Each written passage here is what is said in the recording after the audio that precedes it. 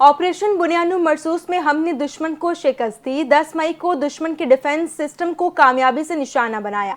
Operation बुनियानु मरसूस में पाकिस्तान ने cyber warfare में अपनी बरतरी साबित की।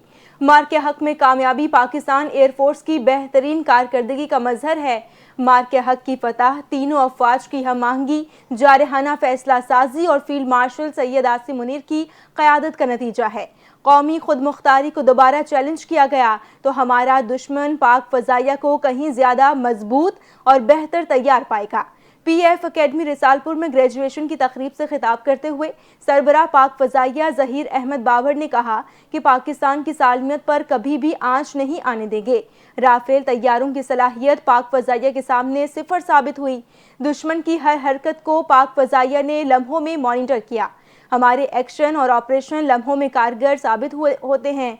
आज की जदीद दुनिया में पाक फजाइया पेशा वराना सलाहियतों से लेस है। उनका कहना था कि पाक फजाइया का हर जवान और हर अफसर मुल्क और कौम के लिए हम्मा वक्त तैयार है। फील्ड मार्शल सैयद आसिम मुनीर ने मार के हक में कायदाना किरदार अदा किया। पाकिस्तान एक अमन पसंद मुल्क है और अमन के लिए किरदार अदा कर रहा है। अगर किसी ने हमारी अमन की ख्वाहिश को चैलेंज किया तो उसे मुंह की खानी पड़ेगी। हम एक जिम्मेदार एटमी क़ुव्वत हैं। अफवाज पाकिस्तान पर कौम का भरपूर एतमाद हमारे लिए बाइस तक़वियत है। फील्ड मार्शल आसिम मुनीर से GHQ में कैम्ब्रेन पेट्रोल मुकाबले में हिस्सा लेने वाली पाक फ़ौज की टीम ने मुलाकात की। फील्ड मार्शल ने दुनिया के मुश्किल तरीन फ़ौजी मुकाबले में कामयाबी हासिल करने पर टीम को मुबारकबाद दी। उनकी जिस्मानी बर्दाश्त और सख्त तरबियत को सराहा। ISPR के मुताबिक फील्ड मार्शल ने टीम के अज़म, मेहनत और लगन को पाक फ़ौज की आला रिवायत की अक्कासी करार देते हुए कहा, ऐसी महारत और टीम वर्क पेशा वराना और हरबी काबिलियत की बेहतरीन मिसाल है।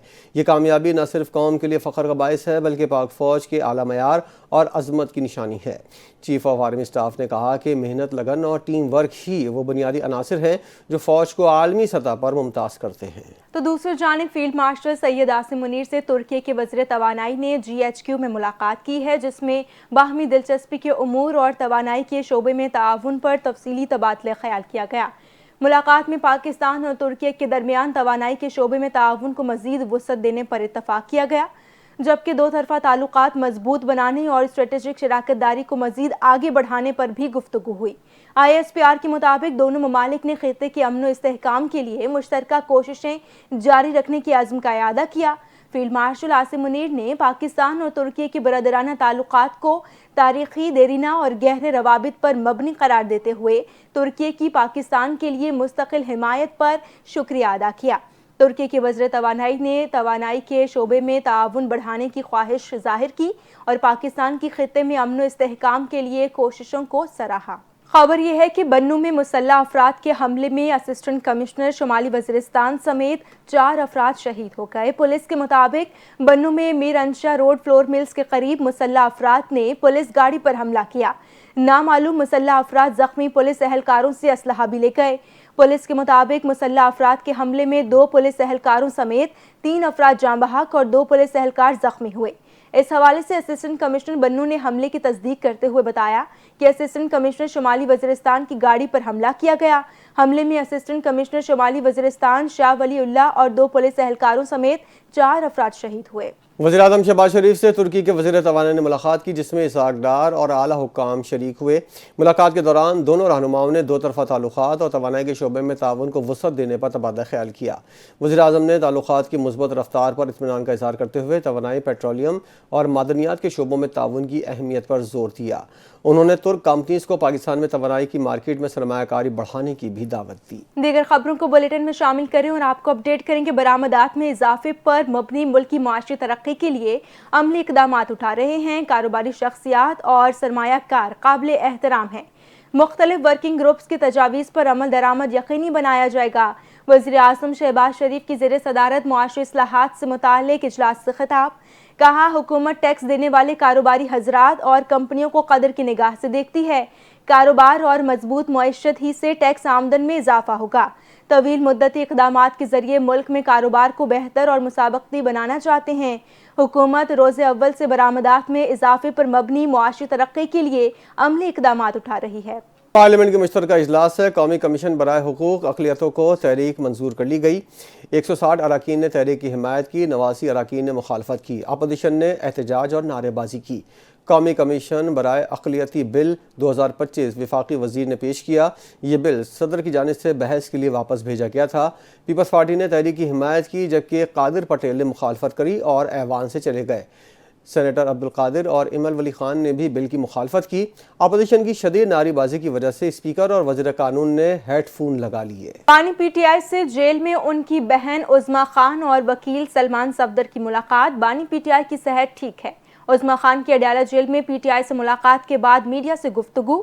کہا بانی پی ٹی آئی مکمل طور پر صحت یاب ہیں۔ جیل انتظامیہ نے جیل مینول کے عین مطابق بانی پی ٹی آئی کی بہن عظمیٰ خان اور وکیل سلمان صفدر کو اس شرط پر ملاقات کی اجازت دی کہ اس ملاقات کے دوران یا اس کے بعد کسی قسم کی سیاسی گفتگو یا سرگرمی نہیں کی جائے گی۔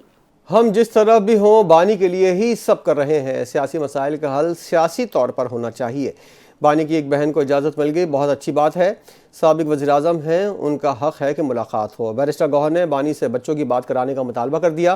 اڈیالہ کے باہر گفتگو کرتے ہوئے کہا کہ حالات اب بہتری کی طرف جانے چاہیے۔ سمجھتے ہیں کہ ہر وقت ڈنڈا اٹھا کر مسائل حل نہیں ہوتے۔ انہوں نے گورنر راج کی خبروں کو محض باتیں قرار دیا اور کہا گورنر راج کے حوالے سے صرف چہ مگوئیاں ہیں۔ گورنر راج کا صوبہ متحمل نہیں ہو سکتا۔ گورنر راج نہیں لگے گا اور یہ صوبہ آئین و قانون کے مطابق چلے گا۔ جوڈیشل کمیشن آف پاکستان نے سندھ ہائی کورٹ کی چیف جسٹس کے لیے جسٹس ظفر راجپوت اور بلوچستان ہائی کورٹ کے لیے جسٹس کامران خان کے نام کی منظوری دے دی ہے۔ چیف جسٹس یحییٰ آفریدی کی زیر صدارت کمیشن کے پہلے اجلاس میں سندھ ہائی کورٹ کی چیف جسٹس کی تقریر پر غور کیا گیا۔ جوڈیشل کمیشن کی جانب سے سندھ ہائی کورٹ کے 3 سینئر ججز قائم مقام chief justice Sindh high court justice Zafar Rajput, justice Iqbal Kalhoro اور جسٹس محمود اے خان کے ناموں پر غور ہوا۔ ذرائع کے مطابق کمیشن نے سندھ ہائی کورٹ کے چیف جسٹس کے لیے جسٹس ظفر راجپوت کے نام کی منظوری دی ہے۔ Chief justice Balochistan high court کے لیے جسٹس کامران ملا خیل کا نام منظور کیا گیا۔ جسٹس میاں گل حسن اورنگزیب کی سپریم کورٹ میں مستقل جج تعیناتی کی منظوری دی گئی۔ سندھ ہائی کورٹ اور بلوچستان ہائی کورٹ کے نئے چیف جسٹس اور سپریم کورٹ کے نئے مستقل جج کی نامزدگیوں سے متعلق سفارشات صدر مملکت کو بھجوائی جائیں گی۔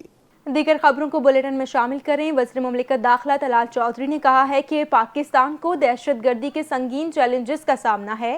دہشت گردی کے خاتمے کے لیے تمام ادارے اپنی بھرپور کوششیں بروئے کار لا رہے ہیں۔ پاکستان سے دہشت گردی کو جڑ سے ختم کرنے کے لیے حکومت پرعزم ہے۔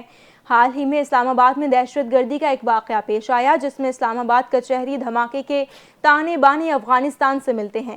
ان کا کہنا تھا کہ خیبر پختونخوا میں دن بدن دہشت گردی کے واقعات میں اضافہ ہو رہا ہے، جس کے پیش نظر اسلام آباد اور راولپنڈی میں دفعہ 144 نافذ کی گئی ہے۔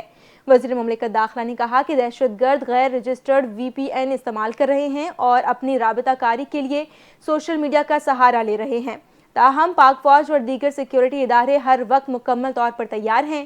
پشاور ہائی کورٹ نے واضح فیصلہ دیا ہے کہ سرکاری وسائل احتجاج کے لیے استعمال نہیں کیے جا سکتے، لیکن خیبر پختونخوا سے بار بار راولپنڈی اور اسلام آباد آنے والے افراد اپنے صوبائی وسائل کا ناجائز استعمال کر رہے ہیں، جس پر سخت نگرانی اور کارروائی کی جا رہی ہے۔ وزیر اعلیٰ پنجاب مریم نواز نے ٹریفک قوانین کی خلاف ورزی پر کم عمر طلبہ کی گرفتاری رکوا دی۔ مریم نواز نے ٹریفک قوانین کی خلاف ورزی پر بچوں کو ہتھکڑیاں لگانے پر برہمی کا اظہار کیا۔